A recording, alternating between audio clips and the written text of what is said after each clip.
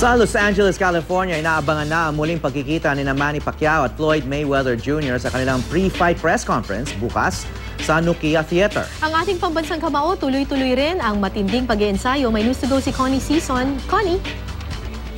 Yes, patuloy na ngang inihahanda ang Nokia Theater sa downtown Los Angeles para sa inaabangang red carpet arrival at pre-fight press conference para kina pambansang kamao Manny Pacquiao at Pretty Boy Floyd Mayweather Jr. bukas.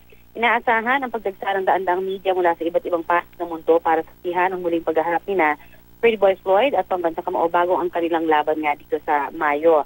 Pacman nagulat daw sa napakabonggang press conference sa laban nila ni Floyd.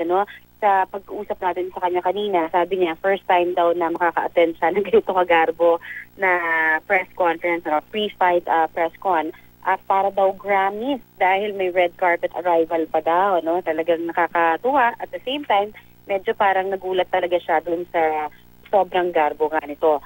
At kanina, inutusan na niya yung kanyang tita Lilia, na asikasuhin na yung kanyang isusuot.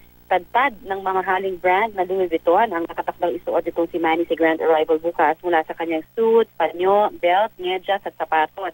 Ang kanyang buong outfit ni Manny bukas ay nagkakahalaga ng ilang milyong piso. Pero sabi nga ni Manny, ang special occasions lang naman daw niya sinusuot ng kanyang suit o yung lahat ng maisusuot niya bukas. At ito rin daw yung kanyang isinuot nung nag-judge siya sa Miss Universe sa Florida nito lang taon. At yung kanyang tita Lilia naman ay nakausap daw itong si Jinky at nakinikwento nga nitong si Manny, na nakabili nga siya ng 2 pares na sapatos ng Louis Vuitton at nagkakahalaga ang isa ng almost $15,000 US. Ang sagot lang daw ni Jinky dyan ay buti ka pa. Pero parang isang bahay na nga daw yun. Pero sabi nga ng kanyang tita Lilia, he deserves it, dahil sa mga pinaghihirapan naman talaga niya yung kanyang kung ano man ang meron siya. Ang Ferrari naman at ang Mercedes-Benz ni Manny nililis na rin at tinest drive kanina kung sakaling isa sa mga ito ang maisipan niyang dalhin bukas o ang sumakay na lamang sa nilatahan na nga nilang limousine. Sobrang excited din si Manny, sabi niya, para bukas. At alam mo, Kara at Howie, wala talagang dudang kabilang sa pinakamahuhusay na boksingero ng henerasyong ito, sina Pacquiao at Mayweather.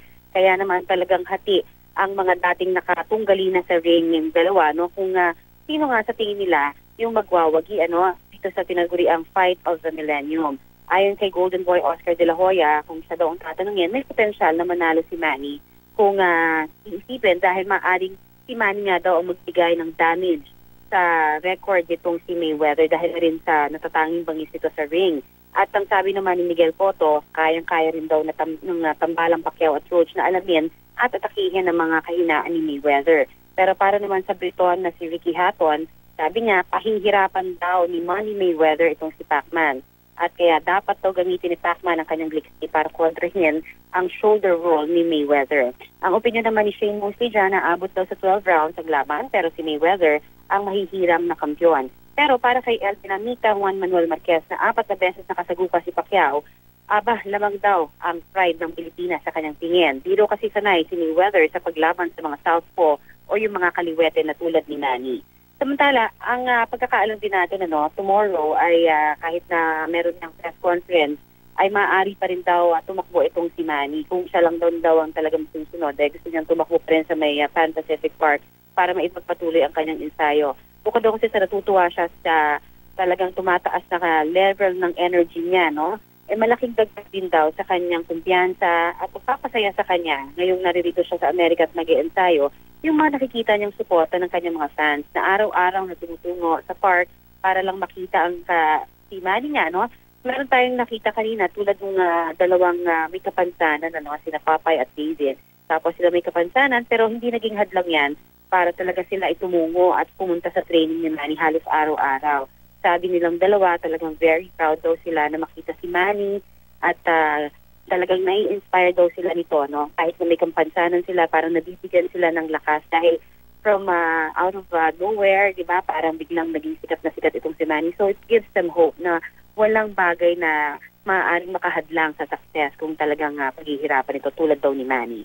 Mula sa mga simpleng tao hanggang sa pinakasikat na mga personality sa buong mundo, dumarayo para makita si Manny. At ang TV host naman na si Mario Lopez na dating Indiana at ang dating Indiana Pacers superstar na si Jalen Rose, dumaan din daw kanina sa wildcard gem para magbigay suporta sa ating pambansang kamao. At yan muna ang pinakahuling balita mula naman dito sa Los Angeles, California. Balik mo sa inyo dyan, Howie Tara. Maraming salamat, Connie Season.